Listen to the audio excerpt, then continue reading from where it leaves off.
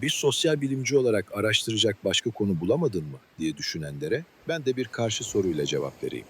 Türkiye gibi dinin toplumsal ve siyasal hayatı bu kadar güçlü şekilde etkilediği bir ülkede insanların hayat tarzı ile ahiret inancı arasındaki ilişkiyi merak etmemek mümkün mü? Dünya Değerler Araştırması gibi geniş ölçekli veriler, Türkiye toplumunun çok büyük çoğunluğunun Tanrı'ya inandığını ve kendisini dindar gördüğünü gösteriyor. Ekonomiden kültüre, eğitimden medyaya kadar ülkenin birçok temel dinamiği de doğrudan ya da dolaylı biçimde din ve onun araçsallaştırılması etrafında şekilleniyor. Fakat burada açıklanmaya muhtaç bir tezat çıkıyor ortaya. Elitleriyle de, kitleleriyle de toplumsal çoğunluk sanki hiç ölmeyecekmiş ya da ahirete aslında inanmıyormuş gibi yaşıyor. Türkiye'yi biraz dikkatle gözlemleyen biri için bu çelişkiyi fark etmemek neredeyse imkansız. Peki bu kadar güçlü bir inanç beyanı ile bu kadar dünyevi bir hayat tarzı arasındaki paradoks bize ne anlatıyor? Birinci bölümde İslam ve tasavvuf üzerinden temel sorumuzu ortaya koymuştuk. İnsan bu dünyada nasıl yaşarsa ölüm sonrasında neyle karşılaşır? Aynı soruyu Hristiyanlık ve Hristiyan mistisizmi açısından ele almayı planladığımız ikinci bölüm için kaynakları taramaya, notlar çıkarmaya ve yazmaya başladıktan sonra mukayese çerçevemizi biraz daha geliştirmemiz gerektiğini fark ettik. Dinleri, mistik gelenekleri, yakın ölüm deneyimlerini ve ölüm sonrası literatürünü karşılaştırarak daha anlamlı sonuçlara ulaşabilmek için 4 önemli esere başvurmaya karar verdik.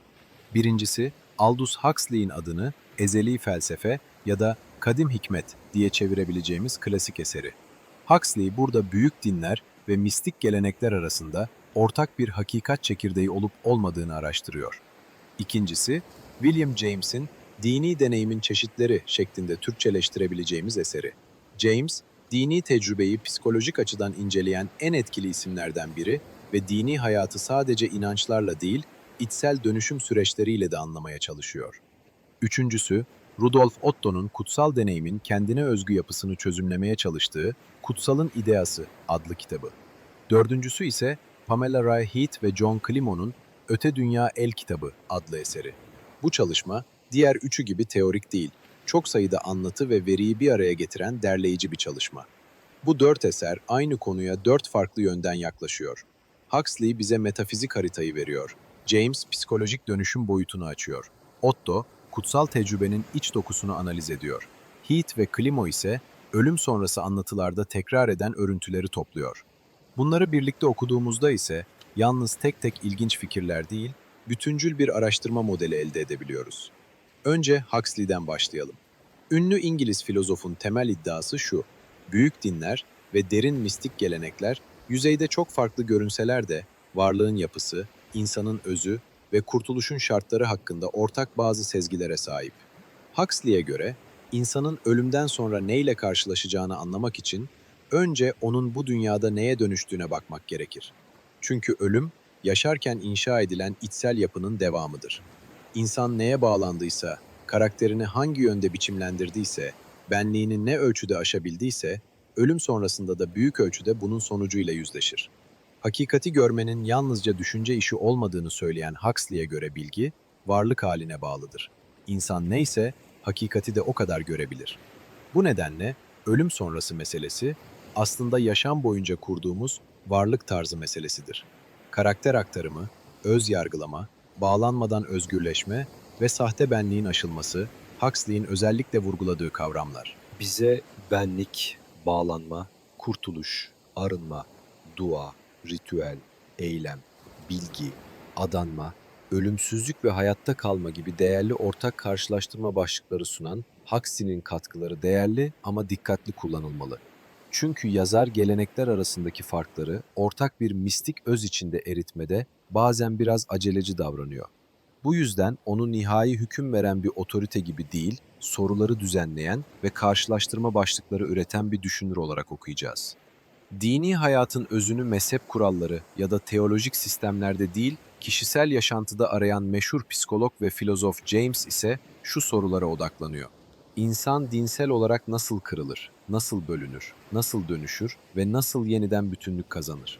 Projemizin kim neye inanıyor sorusundan çok, insan nasıl bir iç dönüşüm yaşarsa, ölüm sonrasında da onun devamıyla karşılaşır sorusuna James'in cevabı oldukça net. Dini hayatın değeri kökeninde değil, meyvelerinde ölçülür. Yani bir deneyim sıra dışı, mistik, yoğun ya da tartışmalı olabilir. Fakat asıl önemli olan o deneyimin kişiyi neye dönüştürdüğüdür. Onu daha sevgi dolu, daha cesur, daha temiz, daha huzurlu ve daha bütünlüklü bir varlık haline getiriyor mu? James için belirleyici ölçüt budur. Özellikle bir kez doğan ve iki kez doğan tipolojisi, dönüşüm, kutsallığın meyveleri, bilinçaltı benlik ve mistik haller üzerine yaptığı çözümlemelerle bize dinleri yalnız inanç içerikleriyle değil, dönüşüm derinlikleriyle de okuyabilme imkanı veriyor James. Onun sistemine göre bir kez doğan kişi hayatı daha uyumlu, bütünlüklü ve olumlu bir gözle yaşayan, varoluşun karanlık tarafıyla daha sınırlı biçimde yüzleşen tiptir. İki kez doğan kişi ise kırılma, iç bölünme, günah, acı ya da anlamsızlık tecrübesinden geçtikten sonra daha derin bir ruhsal dönüşüm yaşayan tiptir. James'e göre ikinci tip çoğu zaman daha sarsıcı ama daha köklü bir içsel değişim yaşar.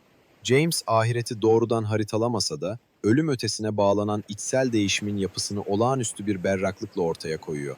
Alman teolog Otto ise bizi dini tecrübenin başka bir boyutuna götürüyor. Ona göre din yalnızca ahlak, düşünce ya da inanç sisteminden ibaret değildir. Kutsal deneyimin içinde kavramlarla tam olarak açıklanamayan ama çok güçlü biçimde hissedilen özel bir boyut vardır. Otto buna nüminöz der. Nüminöz deneyim, insanın kutsal, ilahi ya da aşkın bir gerçeklikle karşılaştığında yaşadığı, tarif edilmesi zor ama son derece güçlü olan o özel hissi anlatır. Bu deneyim hem ürperticidir hem de büyüleyicidir. Otto bunu iki temel ifadeyle açıklar. Mysterium tremendum ve Mysterium fascinans. Birincisi, sarsıcı ve korku uyandıran gizemdir. İkincisi ise büyüleyici ve kendine çeken gizemdir. Yani kutsal olan, insanı bir yandan küçültür, titretir ve ona kendi sınırlılığını hissettirir. Öte yandan onda derin bir yakınlık, sevgi ve özlem uyandırarak kendine çeker. Otto'nun bir başka önemli kavramı da yaratık bilincidir. İnsan, kutsalın huzurunda kendi küçüklüğünü ve sınırlılığını varoluşsal bir farkındalıkla hisseder. Otto'nun bizim araştırmamız açısından en büyük katkısı ise şu soruda yatar. Eğer insan ölüm sonrasında kutsal bir gerçeklikle karşılaşırsa, onu gerçekten tanıyabilir mi? Otto'ya göre kutsalı tanımak için bir tür iç kapasite ve sezgi gerekir. Eğer bu kapasite dünya hayatında gelişmemişse, ölüm ötesinde daha yüksek bir gerçeklikle karşılaşıldığında insan onun ne olduğunu bile kavrayamayabilir. Yani soru sadece orada ne olacak değil, orada olanı tanıyacak hale geldik mi sorusudur. Dördüncü fikir kaynağımız olan Heath ve Klimo ise bizi doğrudan ölüm sonrası anlatıların örüntülerine götürüyor.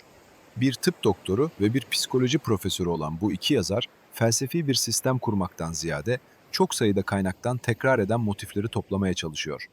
Medyumluk, kanallama, yakın ölüm deneyimi, beden dışı deneyim ve reenkarnasyon üzerine yapılmış farklı araştırmalardan oluşturdukları veri setiyle şu soruya odaklanıyorlar. Ölüm sonrası hakkında anlatılan farklı deneyimlerde tekrar eden ortak çizgiler var mı? Bu anlatıların önemli bir kısmında ölümün insanı bir anda bambaşka biri yapmadığı vurgulanıyor. İnsan korkularını, sevgisini, öfkesini, katılığını, açıklığını, pişmanlık kapasitesini ve alışkanlık örüntülerini büyük ölçüde öbür tarafa da taşıyor. Hayatın gözden geçirilmesi, ölüm anındaki duygusal durum, ölüm öncesi inançların geçiş deneyimini biçimlendirmesi, ruhsal çalışmaların etkisi ve ölüm sonrası uyum sorunları sistematik biçimde inceleniyor. Bu materyali çok dikkatli kullanmak gerekiyor. Çünkü burada tartışmalı ve farklı güven derecelerine sahip anlatılar da var. Ama yine de Heath ve Klimo'nun çalışması, ölüm sonrası motiflerini kodlamak ve karşılaştırmalı bir çerçeve içinde değerlendirmek açısından son derece faydalı. Bu dört kaynağı birlikte düşündüğümüzde hedeflediğimiz karşılaştırmalı analiz için çok elverişli bir çerçeve çıkıyor ortaya. Huxley bize şunu söylüyor. Ahiret, yaşarken inşa edilen varlık tarzının devamıdır. James şunu ekliyor. Bu devamı belirleyen şey, insanın iç dönüşümünün derinliğidir. Otto diyor ki, kutsal gerçekliği ölümden sonra tanıyabilmek için ona daha şimdiden açık olmak gerekir. Heath ve Klimo ise şuna işaret ediyor. Ölüm sonrası anlatıların önemli bir kısmı, kişiliğin ve karakterin sürekliliğine vurgu yapıyor. Yani dört farklı dil aslında birbirini tamamlayan ortak bir resim sunuyor. Bu yaklaşımları sentezleyerek oluşturduğumuz soru setini bundan sonra ele alacağımız dinlere, mistik geleneklere ve ölüm sonrası literatürlere aynı şekilde yönelteceğiz. Nihai gerçeklik nedir? İnsanın sorunu nedir? Günah mı? Cehalet mi? Benlik mi? Ayrılık mı? Bağlanma mı? İyi yaşamak ne demektir? Dönüşüm nasıl gerçekleşir? Dua, ritüel, tefekkür ve disiplinin rolü nedir? Kutsal ile temas nasıl yaşanır?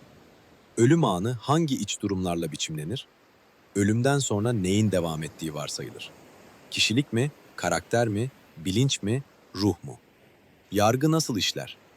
Dışsal bir mahkeme gibi mi, yoksa öz yargılama, hayatı gözden geçirme ya da karmasal karşılaşma biçiminde mi? Ölüm sonrasında ilerleme ya da arınma mümkün müdür? Nihai hedef nedir? Diriliş, birlik, yeni yaratılış, kurtuluş, moksha ya da yeniden doğuş döngüsünden çıkış mı?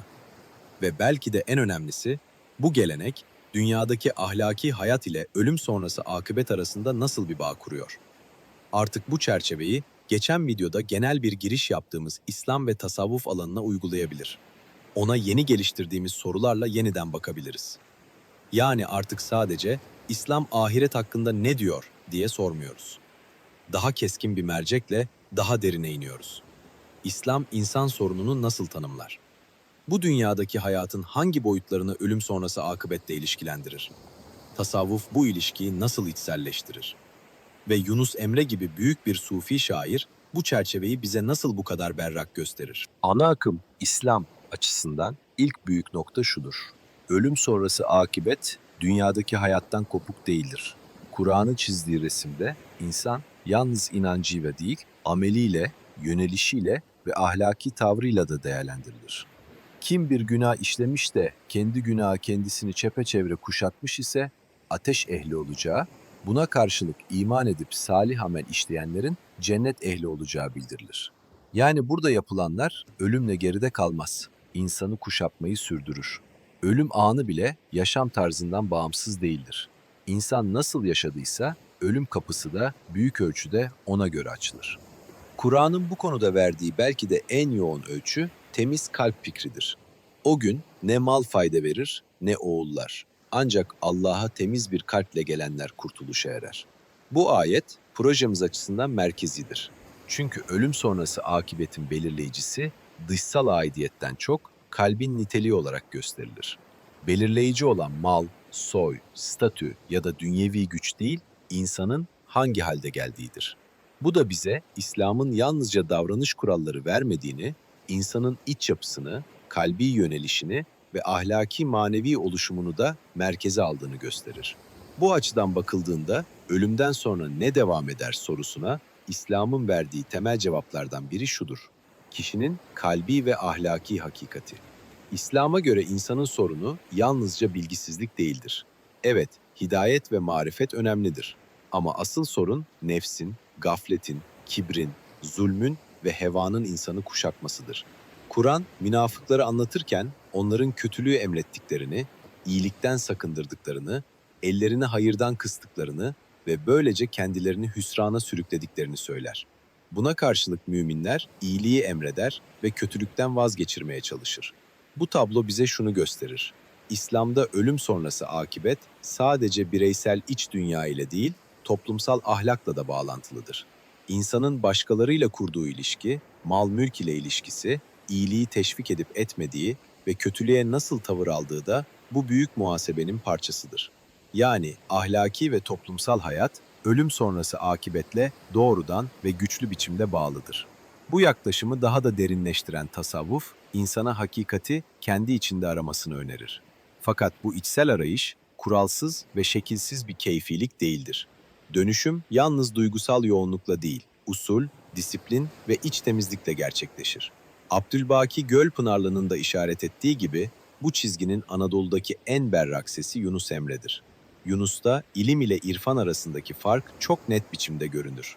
İlim bilmektir. İrfan ise tanımak, duymak, olmak ve içselleştirmektir. İlim, ilim bilmektir. İlim kendin bilmektir. Sen kendini bilmezsin ya nice okumaktır. Yunus'un bu meşhur dizelerindeki kendini bilmek fikri, Belyani'nin Ahadiyet Risalesindeki aradığın kendinsin vurgusuyla da örtüşür. Burada kastedilen şey yalnız psikolojik bir öz farkındalık değil, varlığın birliğini idrak etmektir. Kendini tanımayan insan öldükten sonra neyle yüzleşeceğini de bilemez. Yunus'taki ikinci büyük eksen içteki derin benlik fikridir. Bir ben vardır bende, benden içeri. Dizesi, tasavvufun insanı yalnız bedenden ibaret görmediğini çok yalın biçimde ifade eder. Nitekim başka bir dizesinde ölen hayvan imiş, aşıklar ölmez diyen Yunus, tasavvufun ölüm anlayışını berrak biçimde ortaya koyar. Ölüm bedensel çözülüştür. Fakat asıl mesele insanın ruhani merkezine ne kadar yaklaşmış olduğudur. Böylece ölümden sonra ne devam eder sorusu da kendi cevabını bulur. Tasavvuf açısından devam eden şey yüzeydeki biyografik kabuk değil, insanın daha içte hissettiği birlik hakikatidir. Yunus'taki üçüncü büyük eksense benliği aşma ve arzudan kurtulma meselesidir. Kendiliğinden geçeni togan ider maşuk anı derken de aşık kişi miskin olur, yol içinde teslim olur derken de insanın kendi ağır merkezinden çıkması gerektiğini anlatır. Bir başka şiirinde ise gerçek aşığın dünya ahiret hesabını bile ikinci plana attığını söyler. Bu ilk bakışta ana akım dini çerçeveyle gerilimli görünebilir. Fakat burada hedef ahireti inkar etmek değil, ahireti bile bencil çıkar nesnesine dönüştürmemektir. Birinci bölümde de gördüğümüz gibi tasavvuf dışsal ödül ceza dilini tümden reddetmez ama insanı daha derin bir seviyeye çağırır. Cennet yalnızca menfaat beklentisine indirgenirse o da ince bir benlik tuzağına dönüşebilir.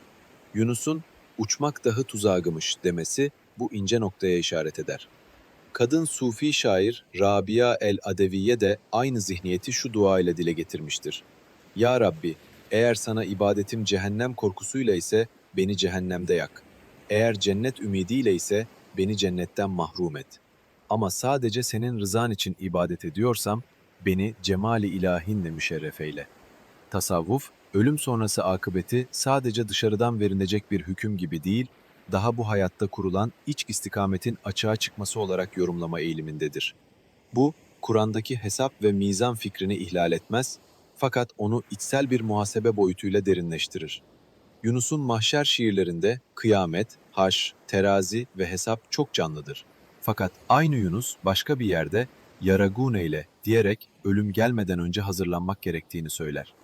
Hatta daha da çarpıcı biçimde ölüm gelmezdin ön ölgil diyerek tasavvufun temel sezgilerinden ölmeden önce ölmek önerisini hatırlatır. Yani biyolojik ölüm gelmeden önce nefsin iddialarını kırmak, benliğin fazlalıklarını söndürmek, gönlü temizlemek ve hakikate yönelmek. Huxley'den çıkardığımız kendini ölmek, James'ten çıkardığımız dönüşüm ve Otto'dan çıkardığımız kutsal karşısında kendini küçültme fikri Yunus'ta şaşırtıcı derecede yalın bir Türkçeyle birleşir. Geliştirdiğimiz analiz modelini İslam ve tasavvufa uyguladığımızda ortaya şöyle bir tablo çıkıyor. Nihai gerçeklik İslam'da Allah'tır. Mutlak, aşkın ama aynı zamanda insana şah damarından yakın olan hakikat. İnsan problemi sadece bilgisizlik değildir. Nefse kapılma, gaflet, kibir, arzuya esaret ve kalbin kirlenmesidir. Dönüşüm imanla başlar fakat salih amel, takva, zikir, muhasebe, tövbe, aşk ve irfan ile derinleşir.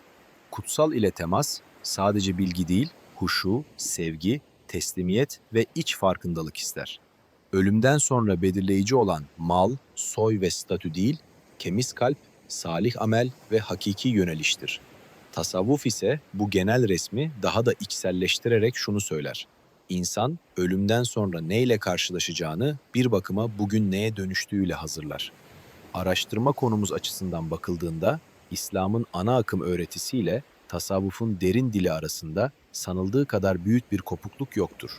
Ana akım İslam, insanın dünyadaki hayatını ahiret akıbetiyle zaten güçlü biçimde ilişkilendirir. Tasavvuf ise bu bağı daha içsel bir dille açıklar. Yani ne yaptın sorusuna, ne oldun sorusuna ekler. Hangi amelleri işledin sorusuna, nasıl bir kalp inşa ettin sorusuna ekler. Allah'ın huzuruna çıkacaksın cümlesine, o huzuru tanıyacak hale geldin mi sorusuna ekler. Yunus Emre de bunları medrese dilinin kuruluğu ile değil, doğrudan insanın içine işleyen şiirsel bir dille ifade eder. Bu serinin bir sonraki videosunda Hristiyanlığın ana akım ve mistik geleneklerine geçeceğiz. Daha sonraki bölümlerde ise Yahudilik, Hinduizm, Budizm, Taoizm ve ilgili diğer literatürleri aynı çerçeveyle inceleyeceğiz. Artık elimizde hem sağlam bir soru listesi hem de bu soruların uygulandığı somut bir örnek bulunuyor. İlk bölümlerde dağınık gibi görünen malzemenin aslında çok daha büyük bir soruya birlikte cevap vermeye çalıştığını giderek daha net göreceğimizi düşünüyoruz. O soru basit ama derin. İnsan yaşarken kendini neye hazırlıyor?